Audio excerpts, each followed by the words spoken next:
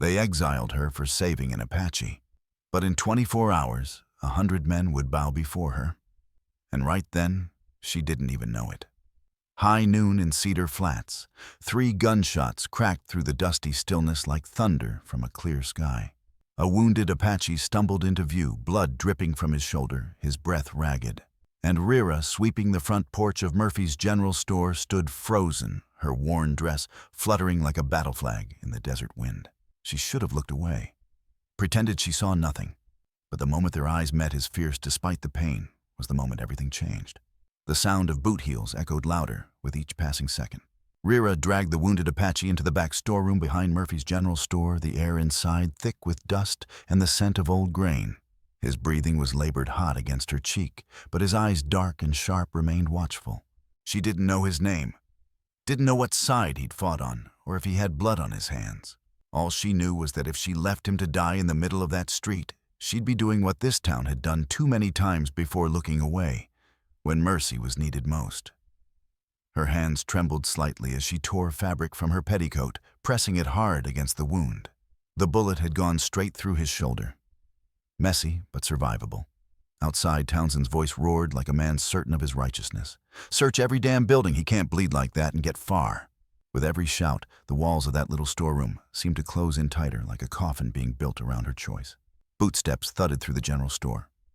Boxes fell, shelves scraped. The floorboards groaned under the weight of men who'd shoot first and never ask. When the storeroom door burst open, sunlight stabbed through the shadows, and Rira stepped forward, placing herself squarely between the lawman and the wounded warrior behind her. "He's hurt," she said, her voice clear and calm, despite the fear curling in her belly. "He needs help." Townsend paused just long enough to smile. But it wasn't kindness, it was the cold grin of a man who believed in only one kind of justice. "You just made yourself one of them, girl," he said. "And around here, that means you swing too." The order came, and hands dragged Swift Eagle to his feet. Another pair grabbed her by the arms. She didn't resist, because deep down, Rira already knew Cedar Flats had never been home. And if mercy was a crime in this town, then she was guilty with no regrets.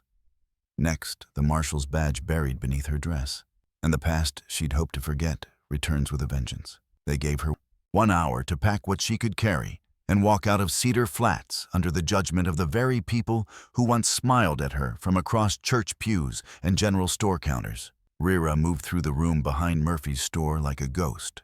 Quiet, efficient emotion, tightly coiled beneath the surface. She didn't waste time with sentiment. There wasn't room for it, not anymore. The desert would take whatever she left behind. Her canvas bag lay open on the bed as she folded what little she owned, a second dress, a half-empty canteen, a battered Bible with pages worn thin. But when her fingers brushed against the false bottom of the trunk, something stopped her cold. Wrapped in oilcloth hidden beneath years of silence, lay a worn leather case. Her hands hesitated only a moment before peeling it open. The silver gleamed even in the dim light, and the engraving stared back at her like an old wound. United States Federal Marshal. She stared at it for a long time, long enough for the wind outside to shift, for the dust to crawl under the door and settle at her boots. She had buried that badge 2 years ago, back when the world turned on her, when the names of good men were carved into headstones, because someone leaked their plans. Denver, Castellano, Garrett Walsh. It all came back in a flood, the sting of betrayal, the pain of being blamed for something she hadn't done, the horror of watching comrades fall while she fled into the dark. That night had stolen more than her career. It had taken her belief in justice. But now justice was knocking again, only this time it wore the face of a wounded Apache and the voices of a town screaming for her exile. She ran her thumb across the badge, remembering what it once meant. Not power, not pride, responsibility. To protect the innocent. To stand when standing meant standing alone. She slipped it into her bag, along with a small pistol she hadn't fired since the night Morrison died in her arms. 6 bullets. Maybe that would be enough. Outside, the townsfolk were gathering, eager to see her cast out like a criminal. But they didn't know the woman they were pushing into the desert wasn't just some store clerk with a bleeding heart. She was a federal marshal with unfinished business and a memory sharper than any gun. And as she shouldered her bag and stepped out into the heat, a thought crossed her mind like a whisper. They think they're done with me. They don't know I'm just getting started. Next, the desert was supposed to kill her. She had other plans. The sun hadn't even reached its highest point when Rira walked out of Cedar Flats for what they thought would be the last time. The townsfolk watched her go in silence, their judgment heavy in the heat. Dust swirled at her heels as she crossed the main road, her bag slung across her shoulder, her shadow long and sharp against the hard-packed ground. No one followed. No one offered water or kindness or even a parting word. In their eyes, she was gone, already swallowed up by the sand. But Rira wasn't wandering. Every step she took had purpose. 3 miles out, she found what she'd been looking for, a jagged cluster of red stone, half-buried and forgotten, shaped by wind and time, into a natural hollow.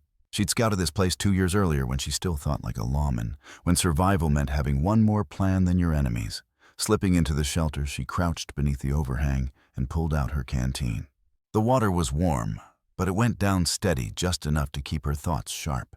She hadn't forgotten how to survive. She hadn't forgotten anything. Not the way Morrison bled out beside her in the dark. Not the flash of betrayal in Garrett Walsh's eyes when he realized she knew the truth. Not the sound of gunfire and shouts echoing off Denver's alley walls. Her past was a weight she'd carried in silence, but it was also armor layered in scars and sharpened by memory. And now it was time to put that armor back on. She reached into her bag and unwrapped a small scratched mirror, the kind used to signal over long distances. Angling it toward the sun, she sent out a code only a few men would recognize. 3 long flashes, 2 short, 3 long again. The federal distress signal. Somewhere, if her old allies were still watching, someone might see it. Someone might come. But Rira knew better than to count on cavalry. She'd learned long ago if justice was coming, sometimes you had to bring it yourself. Hoofbeats echoed in the distance. Slow at first, then faster. 5 riders moving like they had purpose. And Rira didn't need to guess who led them. Townsend wasn't the kind to let nature do his killing. She loaded her pistol with practiced fingers, slipped the marshal badge into place, and crouched behind the rocks. The woman they'd exiled was gone. What waited in that canyon was a federal marshal with a score to settle and a long memory for wrongs left unpaid. Next, 1 woman, 5 guns, and a war waiting to happen. Rira lay flat behind the rocks, the edge of her coat darkened by red dust. From her vantage point, she could see them 5 riders sweeping the ridge in a loose arc, scanning the canyons with rifles across their laps and cruelty in their eyes. Townsend led them broad-shouldered and hunched like a man too used to giving orders and not hearing no. They weren't searching anymore. They were hunting. And she was the quarry. She steadied her breathing. The heat shimmered off the ground, distorting shapes, making men look like ghosts. But she'd faced worse odds before. Her pistol sat loaded beside her 5 bullets in the cylinder, 1 in the chamber. 6 chances. That's all she had. But it wasn't the number of bullets that would matter today. It was how steady her hand stayed when the shooting started. Townsend's voice rang out, bouncing off the canyon walls. "Come out, peaceful girl. We'll make it quick." Rira nearly laughed. Quick was for guilty men with clean consciences. This wasn't quick. This was a reckoning years in the making. The badge pinned to her vest felt heavier now, not from weight, but from memory. She waited for them to come closer, let them believe she was cornered. They thought they were ending something. They didn't realize they were waking it back up. The first shot came from her left. Dust kicked up near her elbow as a bullet sliced the rock beside her. She rolled, came up fast, and fired once. The rider closest to her screamed, his shoulder jerking back as he toppled from the saddle. The others scattered, shouting, trying to find cover. Townsend's men weren't just townsfolk with pitchforks. They moved with practiced formation, covering each other, advancing low. Someone was guiding them. And then she saw him, Garrett Walsh, sitting silent on a 6th horse further back from the group, not firing, not yelling, just watching, calm, calculating. The same calm she'd seen the night Denver fell apart. The same face that betrayed 4 good men for Castellanos' gold. Her stomach turned cold. This wasn't about her saving an Apache anymore. This was Denver unfinished.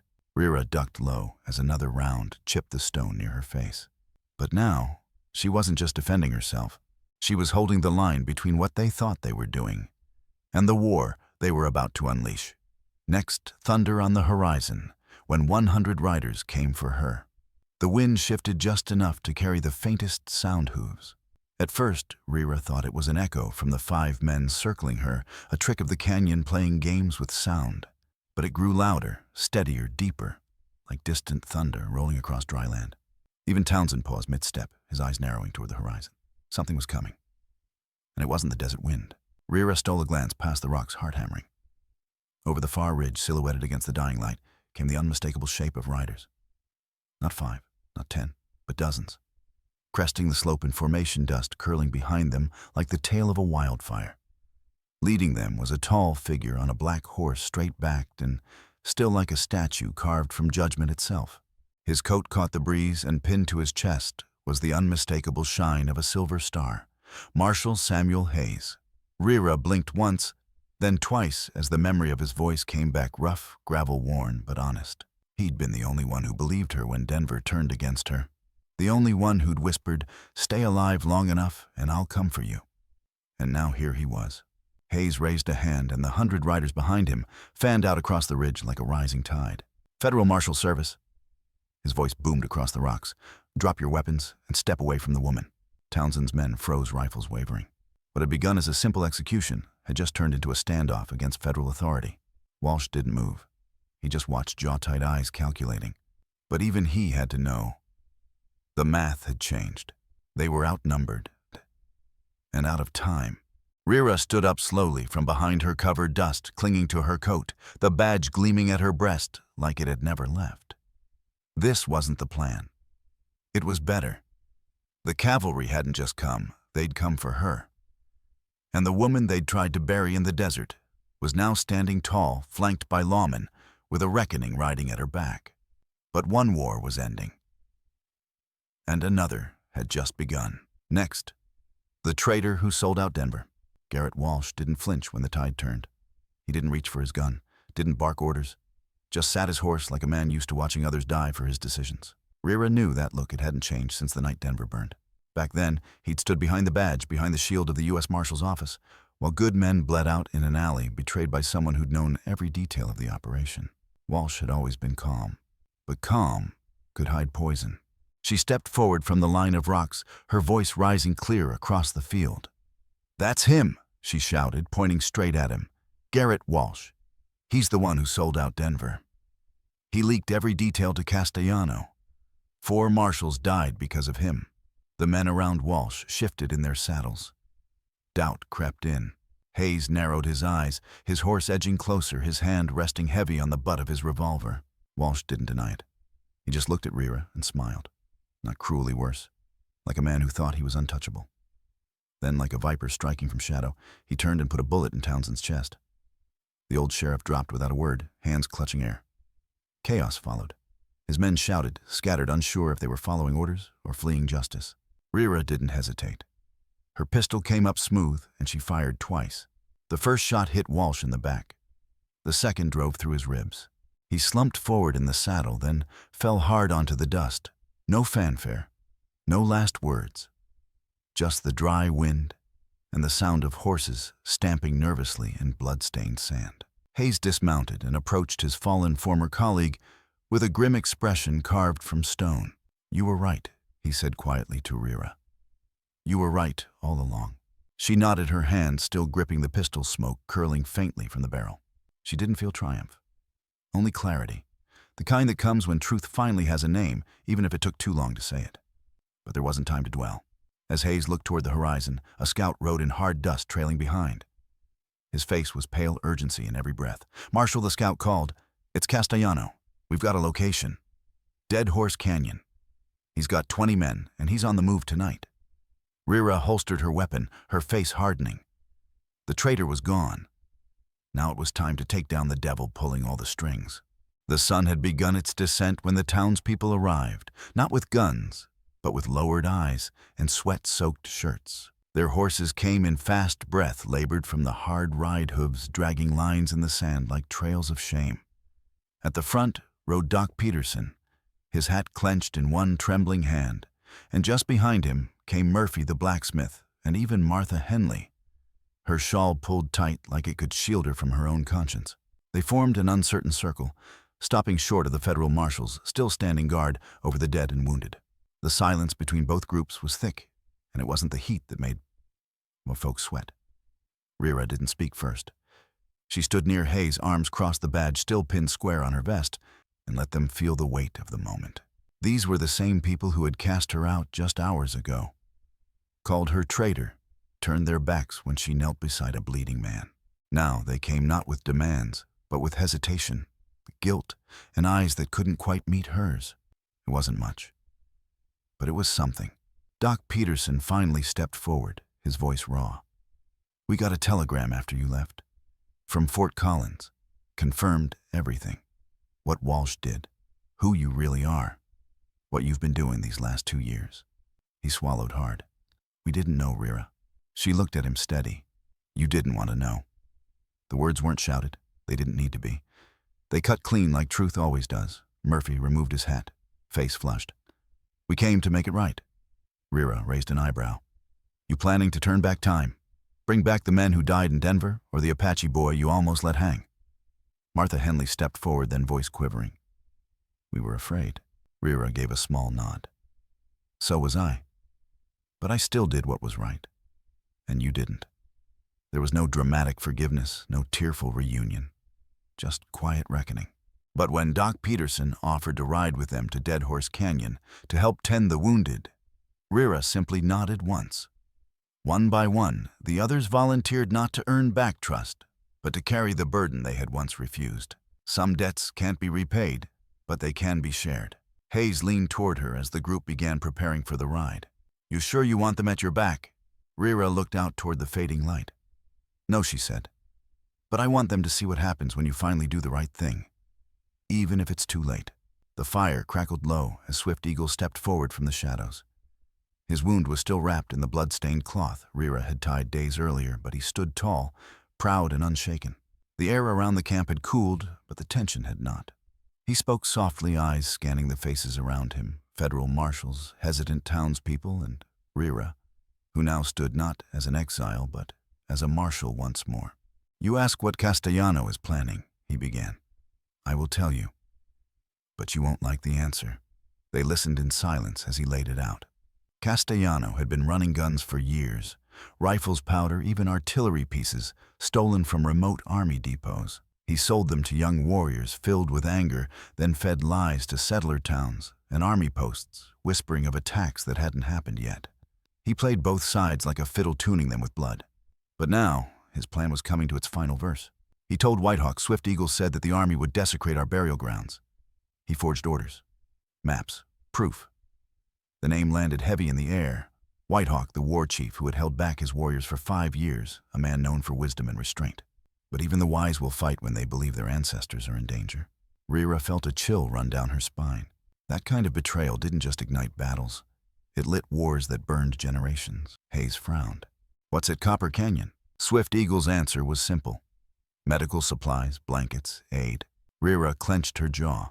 "So if Whitehawk attacks that convoy, the army will see it as an unprovoked assault, and they'll strike back hard." Swift Eagle nodded. "And the young warriors will believe Castellano was right. And then no one will listen to truth again." It wasn't just about rifles anymore. It was about belief, who could be trusted, and who was lying loudest. A single gun could be stopped. A single man could be caught. But a lie, by grief and fear and memory that was wildfire. Rira stared into the fire, her mind working through the pieces. They couldn't stop the war by warning the army, and Whitehawk wouldn't listen to strangers, even marshals. There was only one path left. "We take Castellano," she said finally. "Alive. Tonight. We drag him into the light, and we make him confess before sunup." The canyon earned its name long ago. The bones were gone now, swallowed by dust and time, but the silence remained thick, unmoving, like the earth itself was holding its breath. Rira crouched behind a sandstone ledge, her rifle cradled in her arms, eyes fixed on the flickering firelight below. Castellano's camp sat nestled in the narrow ravine tents wagons guards, 23 men by Swift Eagle's last count. They moved with confidence, unaware they were being watched from every angle. The snake believed it had no predators left. Marshal Hayes moved in quietly beside her, his voice low but steady. "North wall is covered. Townsfolk are guarding the south. Swift Eagles closing the rear pass." Rira nodded without taking her eyes off the fire. Castellano stood near it, speaking softly to 2 lieutenants, his silver hair gleaming like polished bone in the moonlight. He didn't look like a monster. That was the dangerous part. Rira exhaled slowly, steadying herself. "We take him alive," she whispered. "He speaks before Whitehawk and before the army. It's the only way to stop what's coming. Hayes gave a short nod. We'll keep him breathing. But he's not going to make it easy. Nothing worth doing ever was. The signal came a soft bird call from the ridge. The strike began. Figures rose from the shadows. Gunfire cracked. Muzzle flashes lit the rock walls like lightning over a prairie storm. Castellanos' men scrambled, some firing, while others diving for cover. But this wasn't a fight for land or gold. This was a fight to seize the truth before it vanished into smoke.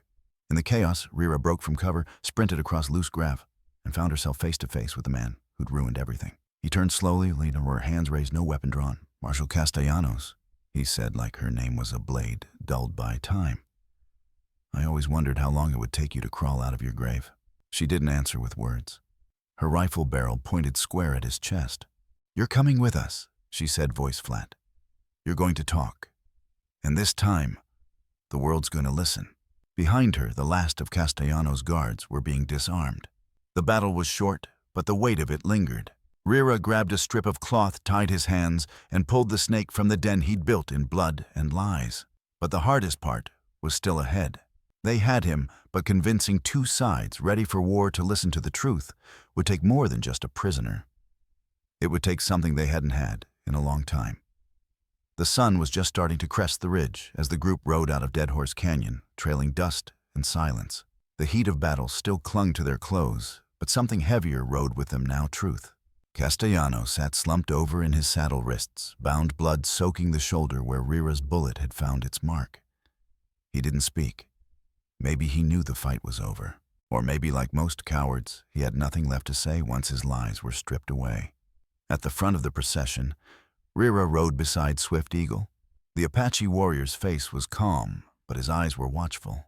They both knew what lay ahead wasn't just about proving a man guilty. It was about holding two peoples back from the edge of war. As Castellanos' confession echoed between military tents and tribal fires over the next 24 hours, something remarkable happened. The killing stopped, not because peace had been declared, but because for once both sides had seen the same lie exposed in the same breath. Later, when Rira returned to Cedar Flats, it was without ceremony. No cheering crowd, no parade, just dust and quiet glances from folks who now knew what they'd nearly destroyed. She walked past the general store she once swept clean past the chapel, where she was never quite welcome, and stopped in front of the sheriff's office, the one left empty after Townsend fell. Murphy was the first to speak. That badge. It still fit. Rira looked down at her vest, at the star that no longer weighed her down like a burden, but shone like a promise. It does now, she said softly. Maybe it always did. In the weeks that followed, the town changed, not quickly, not loudly, but in small ways that mattered. A white child played with an Apache boy outside Murphy's store. Martha Henley donated blankets to the reservation clinic. Doc Peterson taught medicine to a young warrior with steady hands and sharp eyes. And Rira, she didn't just wear the badge. She carried the weight of both her worlds, justice and understanding, and somehow made them walk beside each other. As the wind shifted through the town square one late afternoon, Hayes tipped his hat. You staying this time? Rira nodded, looking out toward the horizon. For a while. There's still work to be done. She turned back toward the jailhouse, where a new nameplate would soon be nailed to the door. Marshal Isabella Castellanos. She had come to Cedar Flats a ghost. But now, she was something else, something whole. What about you? If you were in her boots, would you return to the town that cast you out? Or walk on toward a new trail? Tell me in the comments. And if this story stirred something in you, share it, like it, subscribe. Because the West may be gone, but the fight for justice that never rides off into the sunset